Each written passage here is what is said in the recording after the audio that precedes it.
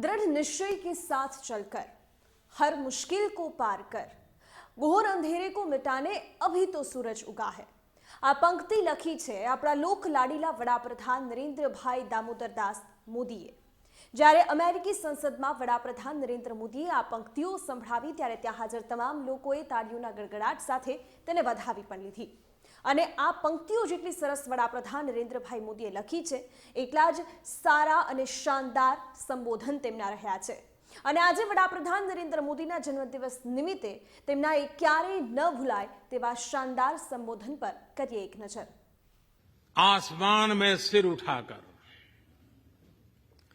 आसमान में सिर उठाकर घने बादलों को चीरकर रोशनी का संकल्प ले, अभी तो सूरज उगा है।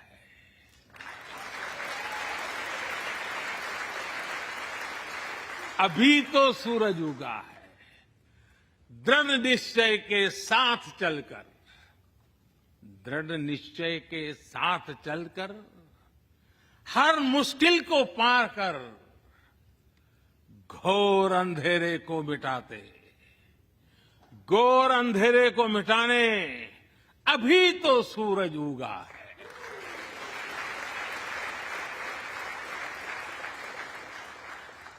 साथियों, आज हमारी सरकार के स्तंभ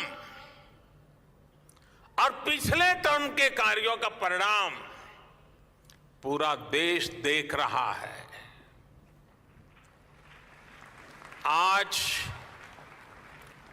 देश का विश्वास पक्का हो गया है कि अब भारत की विकास यात्रा रुकने वाली नहीं है।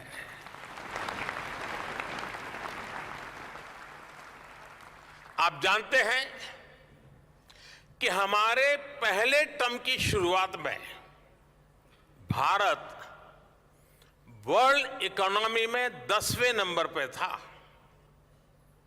जब मुझे आप लोगों ने काम दिया तो हम अब 10 नंबर ही थे।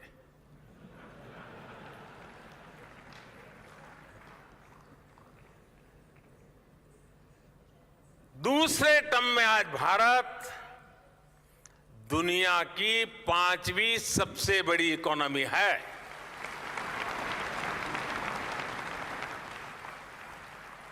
और ये ट्रैक रिकॉर्ड के आधार पर, बातों बातों में नहीं, ट्रैक रिकॉर्ड के आधार पर मैं कह रहा हूं, मैं देश को ये भी विश्वास दिलाऊंगा कि तीसरे टर्म में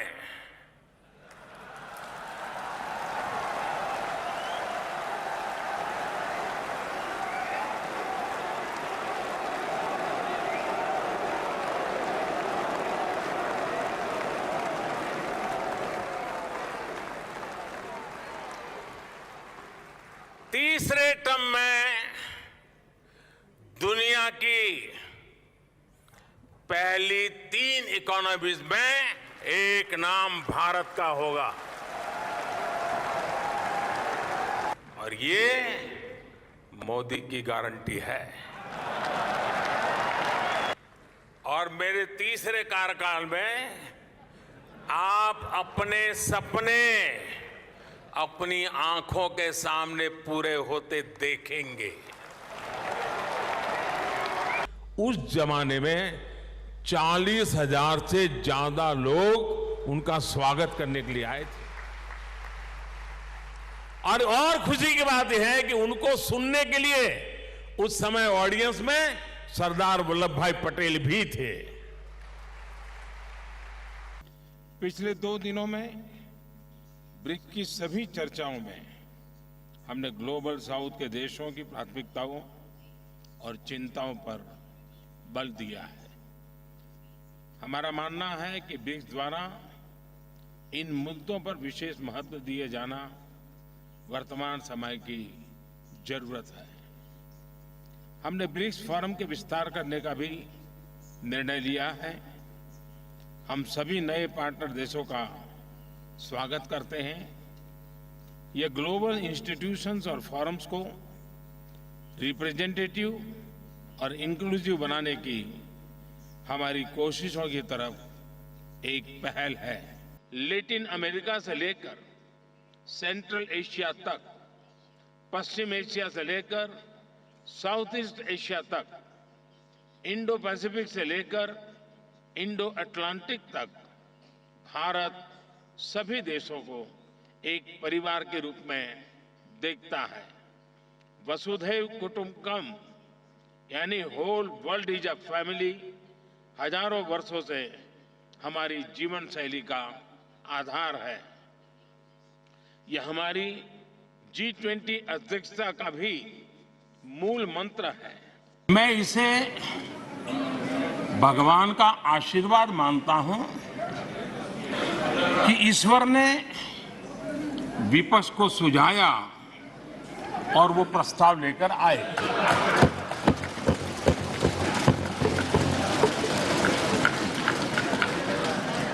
दो 2018 में भी ये ईश्वर का ही आदेश था, जब विपक्ष के मेरे साथी अविश्वास प्रस्ताव लेकर के आए थे।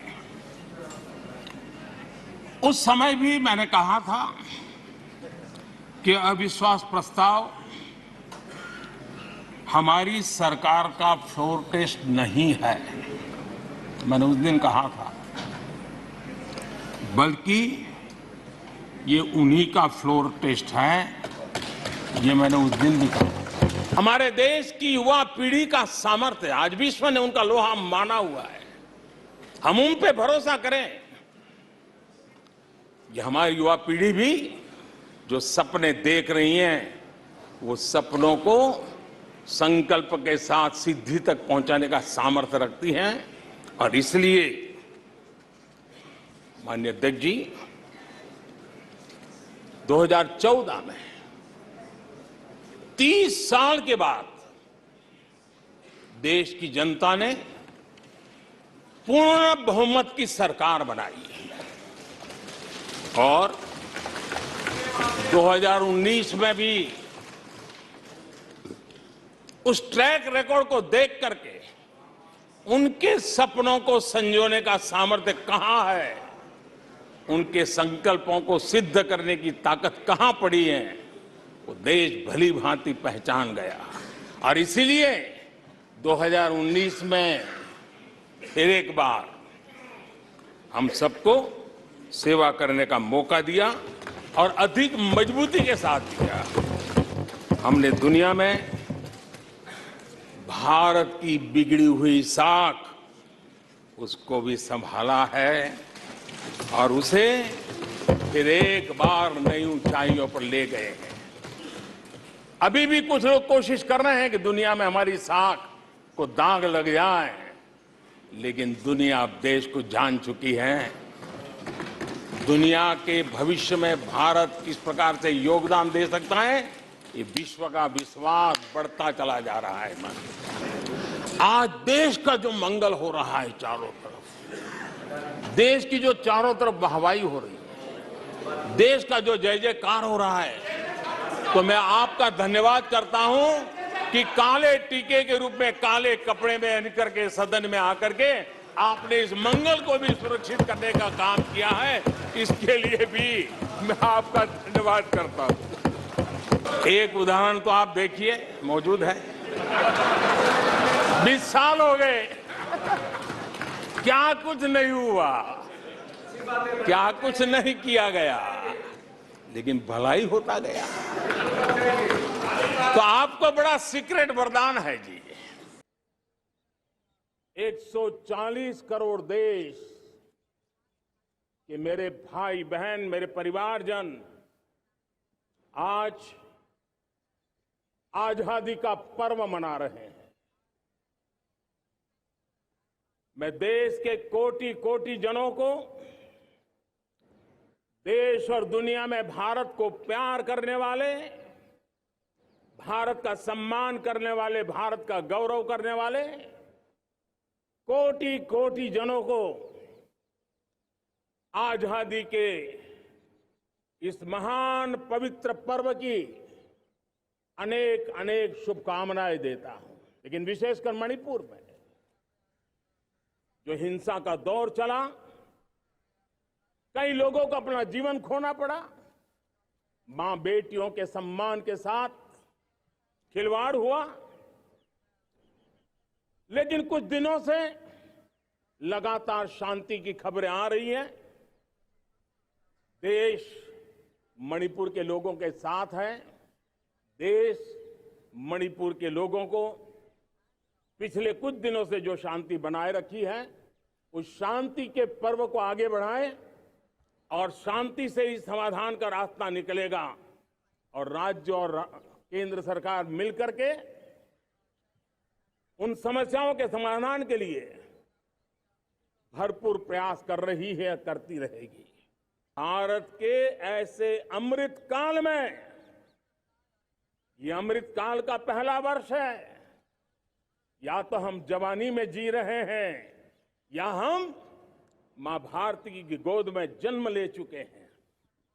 और ये कालखंड, मेरे शब्द लिख करके रखिए मेरे प्यारे परिवारजनों, इस कालखंड में जो हम करेंगे, जो कदम उठाएंगे, जितना त्याग करेंगे, तपस्या करेंगे, सर्वजन हिताय सर्वजन सुखाय, एक के बाद एक फैसले लेंगे, आने वाले 1000 साल का देश का स्वर्णिम इतिहास उससे अंकुरित होने वाला है।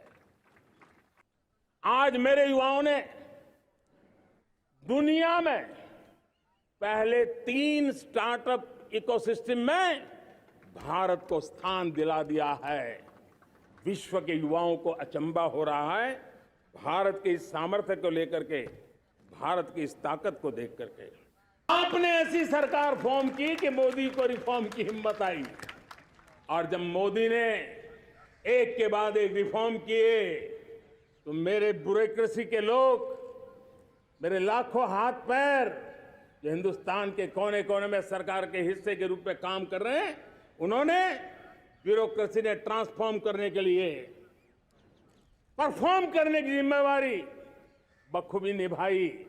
और उन्होंने परफॉर्म करके दिखाया और जनता जनार्दन जुड़ गई, तो वो ट्रांसफॉर्म होता भी नजर आ रहा है। और इसलिए रिफॉर्म, परफॉर्म, ट्रांसफॉर्म, ये कालखंड अब भारत के भविष्य को गढ़ रहा है। याद दिलाता हूं, आने वाले 5 साल में मोदी का गारंटी है, देश पहले 3 वैश्विक इकोनॉमी में अपना जगह ले लेगा।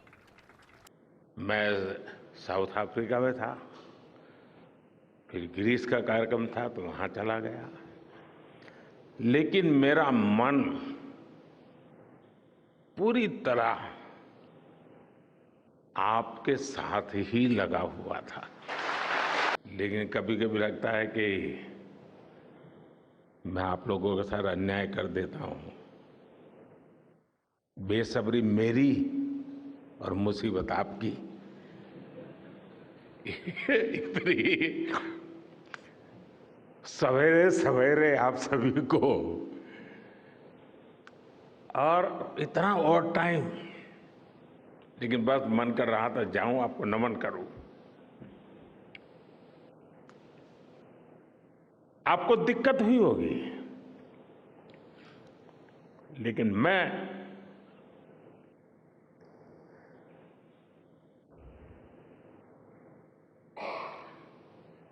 भारत में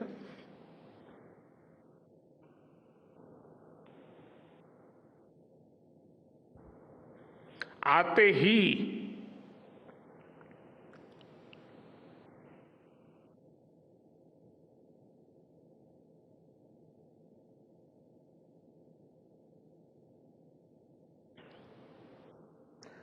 जल्द से जल्द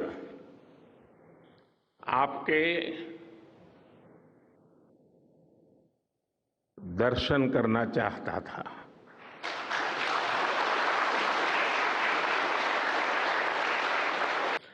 salute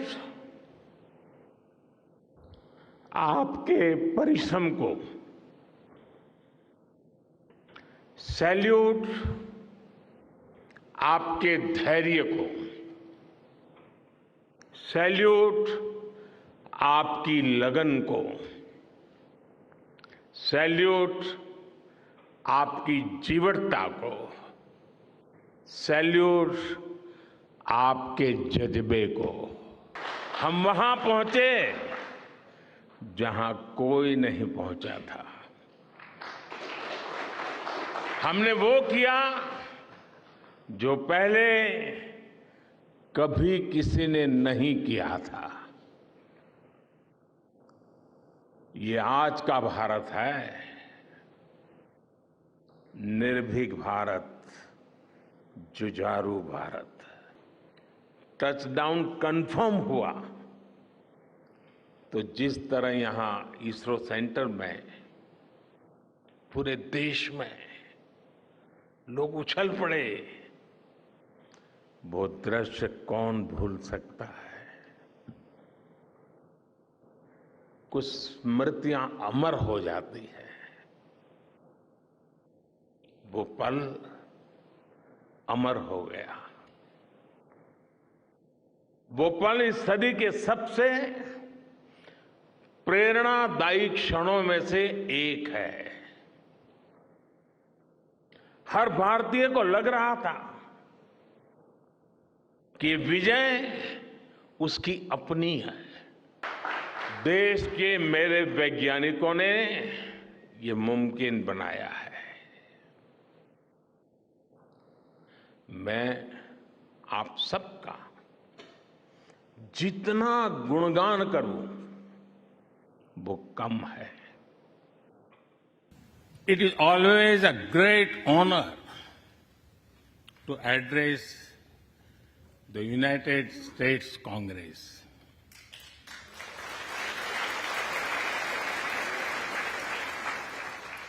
It is an exceptional privilege to do so twice. In the past few years, there have been many advances in AI, artificial intelligence. At the same time, there have been even more momentous development in another AI, America and India. There are millions here who have roots in India. Some of them sit proudly in this chamber.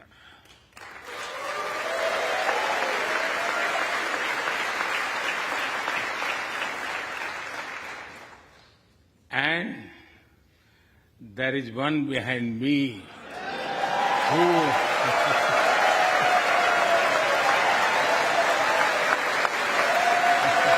we have over 2,500 political parties.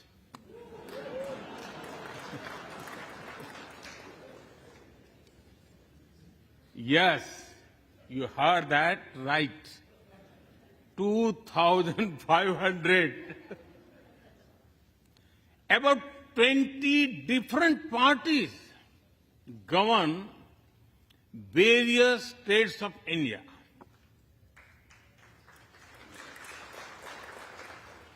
We have 22 official languages and thousands of dialects, and yet we speak in one voice.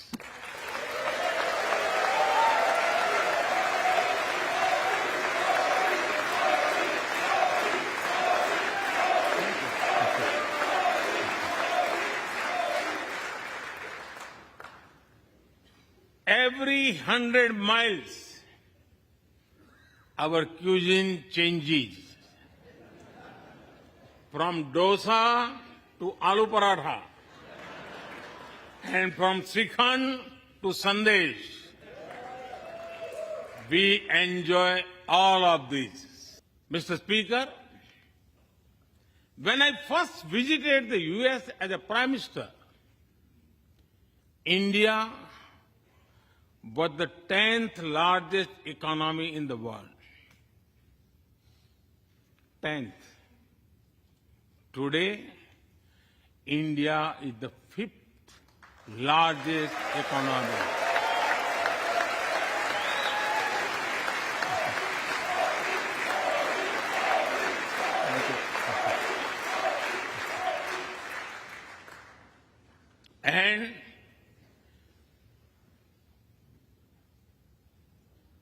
and India will be the third largest economy soon. We protected our people with 2.2 billion doses of made in India COVID vaccines.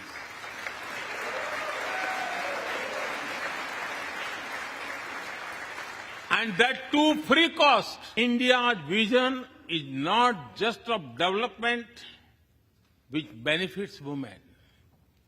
It is of women-led development where women lead the journey of progress.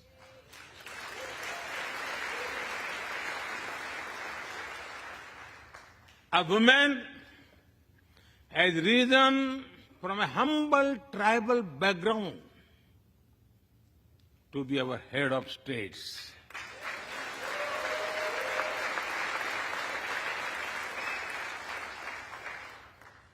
Nearly 1.5 million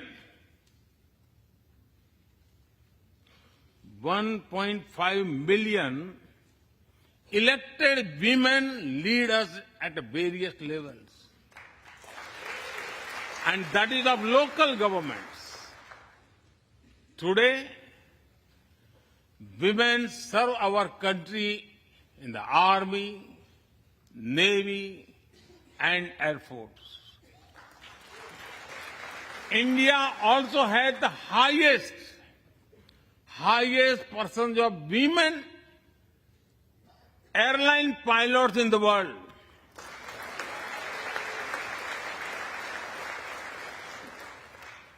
And they have also put us on Mars by leading our Mars mission. We were strangers in defense cooperation at the turn of the century. Now, the United States has become one of our most important defense partners. Mr. Speaker,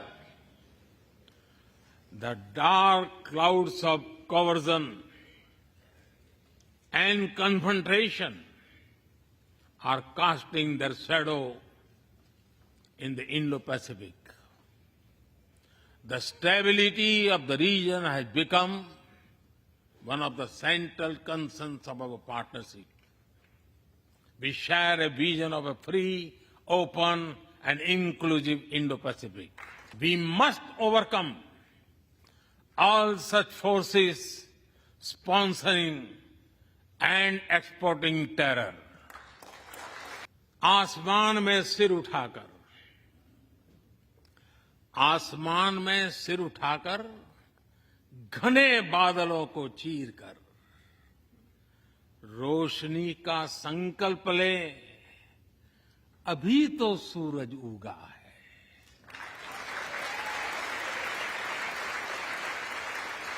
अभी तो सूरज उगा है। दृढ़ निश्चय के साथ चलकर हर मुश्किल को पार कर घोर अंधेरे को मिटाने अभी तो सूरज उगा है। हर देश की विकास यात्रा में कुछ पल ऐसे आते हैं जो हमेशा के लिए अमर हो जाते हैं।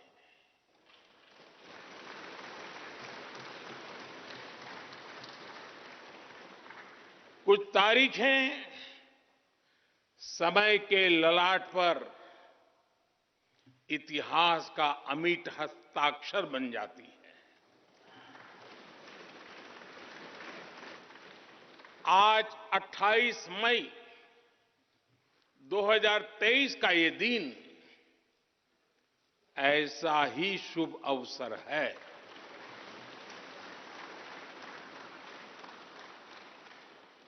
देश आजादी के 75 वर्ष होने पर अमृत महोत्सव मना रहा है। ये विश्व को भारत के दृढ़ संकल्प का संदेश देता हमारे लोकतंत्र का मंदिर है।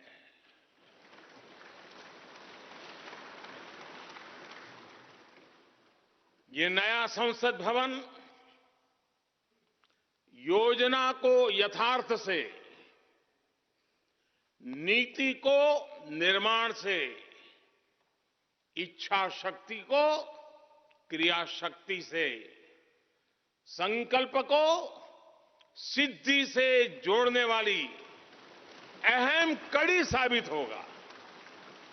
नया भारत नए लक्ष्य तय कर रहा है, नए रास्ते गढ़ रहा है, नया जोश है, नया उमंग है, नया सफर है, नई सोच है। दिशा नहीं है, दृष्टि नहीं है, संकल्प नया है, विश्वास नया है।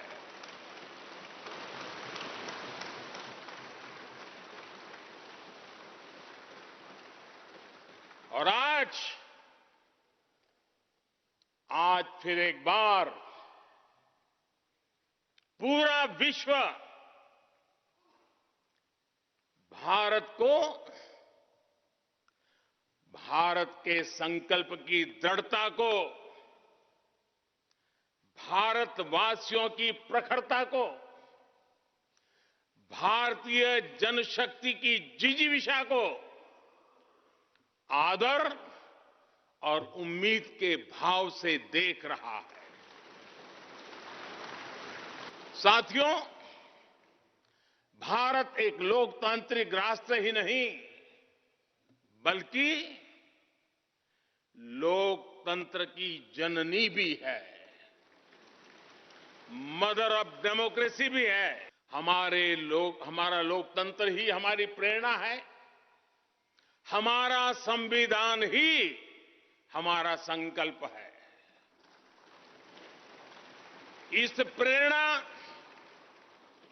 इस संकल्प की सबसे श्रेष्ठ प्रतिनिधि अगर कोई है तो ये हमारी संसद है। और ये संसद देश की जिस समृद्ध संस्कृति का प्रतिनिधित्व करती है उसका उद्घोष करती है। शेते निपद्य मानस्य, शेते निपस्य मानस्य चराति चर्त भगः, चरैवेति चरैवेति चरैवेति। इस अमृत काल का आह्वान है, इस अमृत काल का आह्वान है मुक्त मातृभूमि को, मुक्त मातृभूमि को नवीन प्राण चाहिए, नवीन पर्व के लिए नवीन प्राण चाहिए। मुक्त गीत हो रहा, मुक्त गीत हो रहा नवीन राग चाहिए, नवीन पर्व के लिए नवीन प्राण चाहिए। जब आजादी का समय आया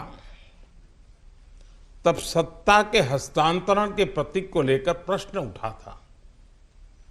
इसके लिए हमारे देश में अलग अलग परंपराएं रही हैं, अलग अलग रीति रिवाज भी रहे हैं, लेकिन उस समय राजा जी और आदीनम के मार्गदर्शन में हमें अपनी प्राचीन तमिल संस्कृति से एक पुण्य मार्ग मिला था।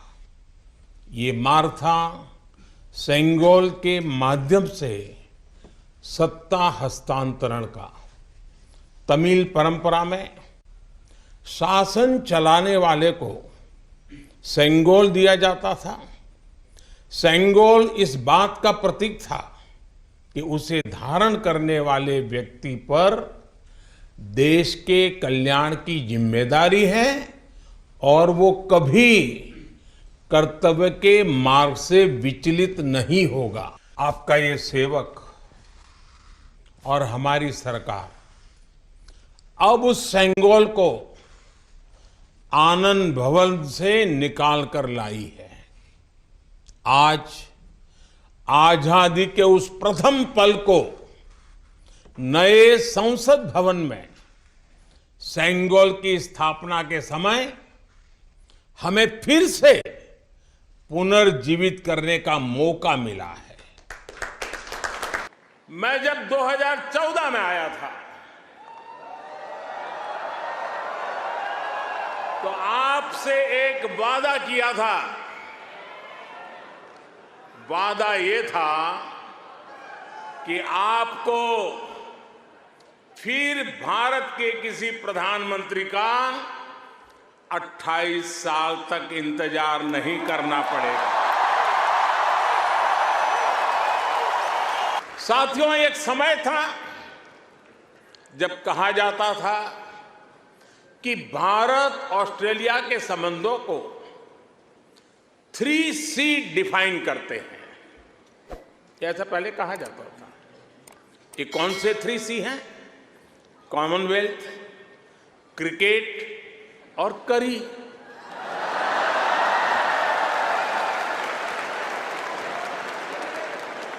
इसके बाद कहा गया कि भारत ऑस्ट्रेलिया के संबंध 3D पर आधारित है। डेमोक्रेसी, डायस्पोरा और दोस्ती। वैसे मैंने सुना है कि हैरिस पार्क में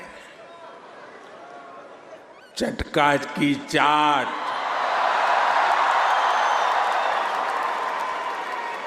जयपुर स्वीट्स की जलेबी, उसका तो कोई जवाब ही नहीं है। मेरी आप सबसे रिक्वेस्ट है, आप लोग कभी मेरे मित्र पीएम एल्बेनीज़ी को भी वहां जरूर ले जाइएगा।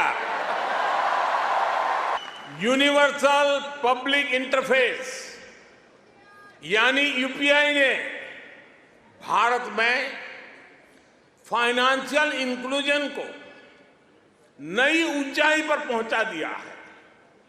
आज दुनिया के 40% 40% रियल टाइम डिजिटल पेमेंट्स अकेले भारत में होते हैं। मैं मेरी बात समाप्त करने से पहले आपसे कुछ मांगना चाहता हूं। देंगे? आवाज जरा धीमी हो गई। देंगे? पक्का? प्रॉमिस? मैं आपसे ये मांग रहा हूं और आपसे आग्रह करूंगा कि आप जब भी भारत आए अपने साथ कोई न कोई ऑस्ट्रेलियाई मित्र और उनके परिवार को भी साथ लेकर के आए।